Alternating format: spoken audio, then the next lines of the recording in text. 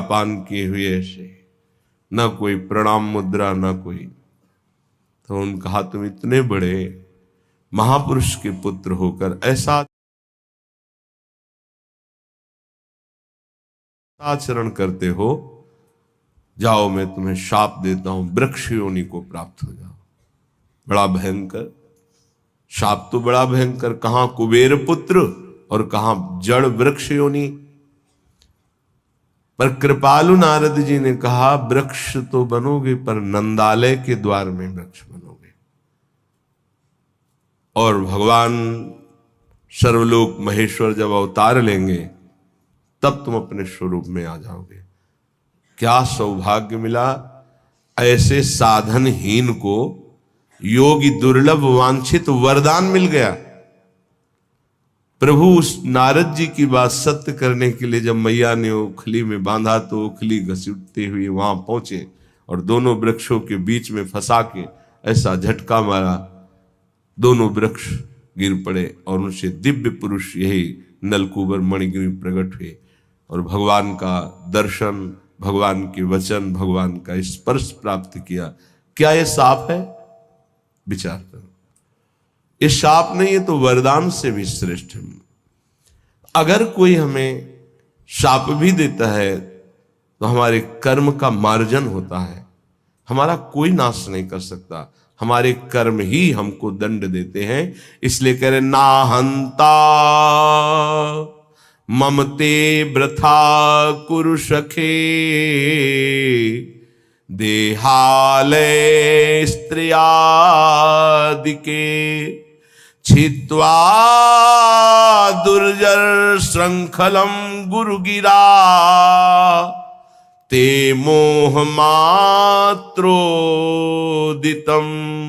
वृंदारण्यमुपेत्य शीघ्रमखिला, नंदैक साम्राज्य सत कंदम कंद फलादिवृत्तरनिशम, तन्नाथ लीलाम स्मर ना हंता। हे भाई, तुम्हें जो मानव देह मिली है इसका तुम नाश मत कर दो। ये नाश किया जाता है क्या? जो पराई माताओं बहनों की तरफ व्यभिचार वृत्ति, जो दूसरे की धन की तरफ अपहरण वृत्ति, भोगों को भोगने में सुख वृत्ति, देहाभिमान पुष्ट करने वाले पदों की लालसा, इस सब अपना एक तरह से पतन किया जाता है और इसे संसार में उन्नति मानी जाती है। उन्नति है इंद्रियों को शासन में रखना, मन को प्रभु में लगाना, यथालाभ संतोष स्थिति रखना, हर कर्तव्य को भगवान की सेवा समझना। हम अपने द्वारा अपना नाश ना करें, ना हंता, अपना नाश मत करो। कोई तुम्हारा बाल बांका नहीं कर सकता, तुम्हारा कर्म ही तुमको दंड देता है। किसी व्यक्ति की बुद्धि में बैठकर या कोई घटना रूप या तुम्हारे शरीर में रोग रूप या परिस्थिति रूप तुम्हारा कर्म ही तुम्हें दंड देता है। विश्वास कर लो, कोई दूसरा त्रिभुवन में नहीं है जो तुमको कष्ट दे सके। इसलिए जो तुम्हारा देह है, जो घर है, जो स्त्री पुत्र आदि हैं, वृथा में इनमें अहम और मम बुद्धि करके अपना नाश मत करो। बहुत से परिवार तुमने छोड़ दिए हैं। योग वाशिष्ठ में प्रसंग आता है चूड़ाला जी का, और भी बड़े महापुरुषों का आता है। वो सरस्वती की उपासना करती थी एक रानी। जब उसके पति युद्ध में मारे गए राजा तो बहुत विकल हुई, तो अपनी प्रिय सखी सरस्वती जी का स्मरण किया, आकाश स्थित हो गई और उसने कहा मेरा सहयोग करो, मैं इस समय बहुत व्यथित हूं, मुझे ऐसा ज्ञान प्रदान करो जिससे मैं अपने पति के वियोग को सह सकूं। मुस्कुरा दिया सरस्वती जी ने और कहा तुम मुझे अपनी सखी कहती हो, फिर दुखी हो रही हो। कितने तुमने परिवार छोड़े तुम्हें पता है? बोले नहीं, मुझे तो यही लग रहा है मैं पहली बार जन्म लिया हूं, ये मेरा पति है ऐसा।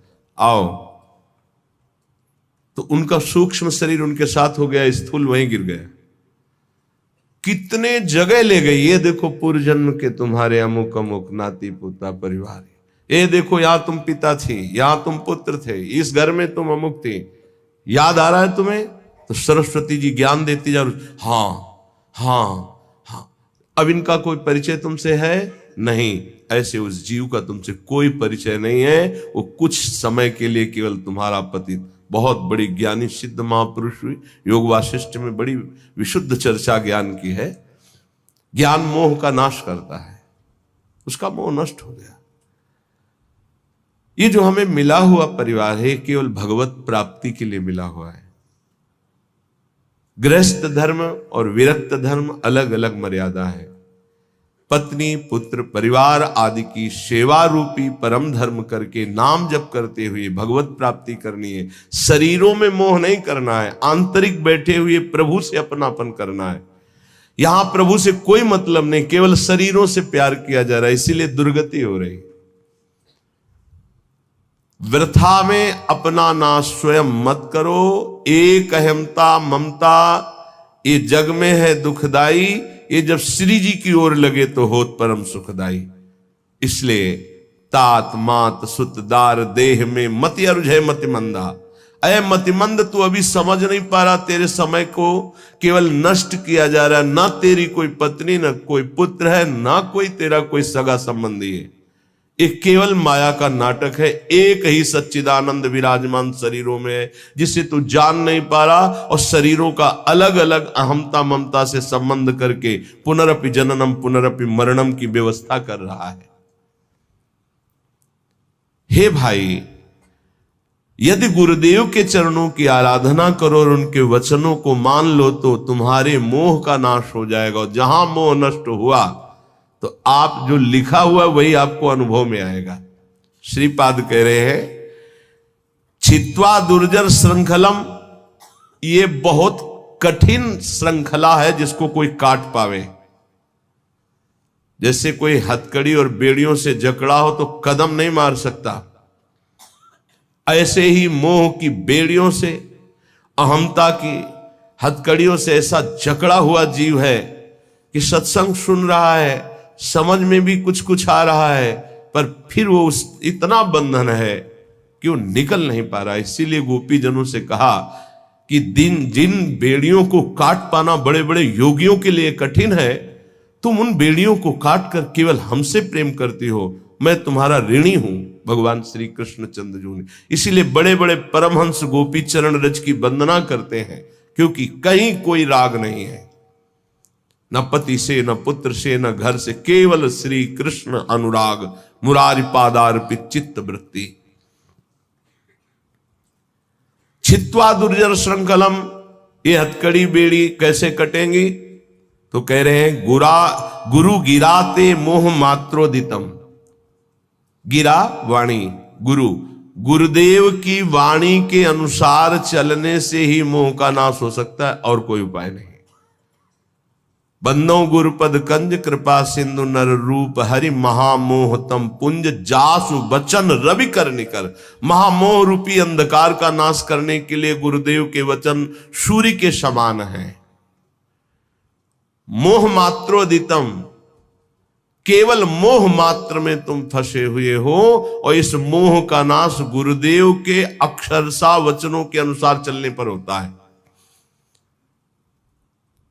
इन दुर्जर बेड़ियों को काट करके भगवत प्राप्ति कर लो। ना हंता, तुम अपने नाश करने वाले मत बनो। अन्य योनियों में तुम कोई भी साधना नहीं कर सकते, कुछ भी अपना कल्याण नहीं कर सकते हो। हे भाई, यदि तुम्हें मृत्यु लोक में बहुत साम्राज्य सुख मिल जाए तो भी वो केवल एक स्वप्न है। मृत्यु होने पर सब छूट जाएगा, फिर अन्य योनियों में जाना पड़ेगा। इसलिए शीघ्र वृंदावन आ जाओ, सत्संग सुनो, बिहारी जी राधा वल्लभ जी के दर्शन करो, रजरानी में बैठकर कुछ नाम जप करो और प्रार्थना करो धाम से, धामी श्यामा श्याम से कि संसार के कार्य धर्म पूर्वक करते हुए, आपका सदैव नाम जपते हुए जीवन की शाम हो जाए, बस मेरी जीवन की पूर्णता हो। आपके आज्ञानुसार कर्तव्य कर्म करते हुए, नाम जप करते हुए, आपका स्मरण करते हुए प्राण छूटे, बस।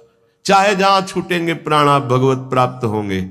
यदि नाम जप चल रहा है और धर्म पूर्वक आचरण है तो तुम संसार से विजयी हो जाओगे। ना कुरु मिथ्या देह गेहाद्यपेक्षाम मृतिमखिल पुमर्थ भ्रंशिकाम विद्धि मूर्धनि चल चल सुहृदयैवाभिमुखेन वज्रादपि च हृदि कठोरः श्रील वृंदावनस्य। ना कुरु, मत कर, गंदे काम मत कर। तुम्हारी बुद्धि ऐसी मलिन हो जाएगी कि न शास्त्र वचन सुनाई देंगे, न संतों के वचन तुम्हें सुनाई देंगे। सुनते हुए भी तुम उनका उपहास करोगे, उनकी बात नहीं मानोगे, ऐसी गंदी बुद्धि हो जाएगी। सच्ची मानिए, भगवान की कितनी विशुद्ध कृपा होती है जब मानव देह मिलता है। उसमें भी परम कृपा होती जब सत्संग मिलता है। लेकिन मलिन आचरण होने के कारण हमारी इतनी गंदी बुद्धि है कि हम वहां कुछ लेने के लिए जो अवसर मिलता है, सतवचन, सतमार्ग, सद्भाव, उनको तो छोड़ते और दोष दर्शन, उपहास, निंदा आदि करके अपना सर्वनाश कर देते। ना कुरु, मत कर, ऐसा मत कर। श्रीपाद कह रहे मिथ्या देह गेहाद्यपेक्षाम, इस शरीर के भोगों की अपेक्षा मत कर। ये कोई सुख नहीं है, चाहे जितना कोई भोग ले, तृप्ति आज तक नहीं हुई, वही नवीन आशा।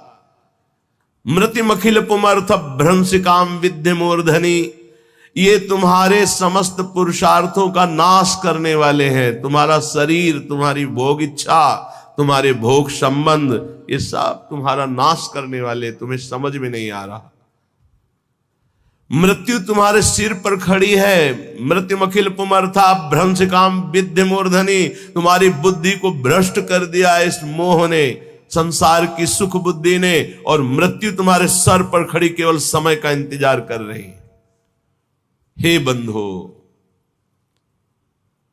आज ही इस बात को समझ लो। देखो, इतना विचित्र माया का जाल है।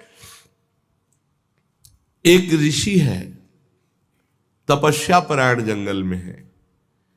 इतने कामासक्त होते हैं कि दिन में वो सहवास करना चाहते हैं, तो उन्होंने मृग और मृगी रूप धारण कर लिया तपोबल से, और सहवास कर रहे थे। महाराज पांडु ने देखा कि ये मृग है, तत्काल बाण संधान किया, मारा। एक ही बाण में दोनों बिंध गए। नजदीक गए तो दोनों ऋषि, एक ऋषि पत्नी और एक ऋषि, दोनों हाय मच गया। अरे ऐसा कैसे अपराध हो गया, ब्रह्म ऋषि का वध कैसे हो गया। तो उन्होंने बताया कि दिन में पशुतापूर्ण जो व्यवहार है, मैं ऋषि होकर नहीं कर सकता था, पर मैं कामांध हो गया, इसलिए पशु रूप धारण किया, मृग रूप। और तुमने बिना विचारे, तो उनका राजाओं का कार्य है मृग का वध करना। जो ऐसे मृग हैं जिनसे हमारे सेवा में जो जन हैं, जो प्रजा हैं, उनको रोग होने की संभावना हो, तो हम शिकार उन्हीं का खेलते हैं। इसलिए मैंने मारा, तुम्हें कोई ऋषि मान के थोड़ी मारा है। तो उन्होंने कहा, मुझे तो मेरे कर्म का फल मिल गया। इससे प्रतीत होता है कि विकार कितने प्रबल हैं। इतना बड़ा महात्मा जो अपने आप को एक क्षण में मृग के रूप में परिणित कर सकता है, वह अपने काम को नहीं रोक पाया, और वो सहवास सुख में मगन है कि मृत्यु ने मार दिया। यहां कह रहे हैं, मृत्यु मखिल पुमर्थ भ्रंशिकाम विद्धि मूर्धि, तेरी बुद्धि को भोगों ने भ्रष्ट कर दिया है, पर तुझे यह पता नहीं कि मृत्यु तेरे सिर पर खड़ी है। हम बड़े आनंद में मगन हो रहे, किन्हीं भोगों में, किन्हीं विलासिता में, और मृत्यु एक एक सेकंड गिन रही। ये सेकंड गया, ये सेकंड गया, ये से, और ऐसा प्रहार करेगी, फिर तुम्हारे पास कुछ भी बनाने के लिए समय नहीं रहेगा। मन पछते ही है और शर्मिते। इसलिए कह रहे चल चल सुहृद दैवाभिमुखेन वज्रादपि च हृदि कट। जीव निरर्थक कार्यों को करते हुए पूर्ण जीवन बर्बाद कर देता है, और भक्ति का कृपा पात्र प्रत्येक क्रिया, प्रत्येक समय, प्रत्येक वस्तु सद में अर्पित करके वो सद स्वरूप हो जाता है।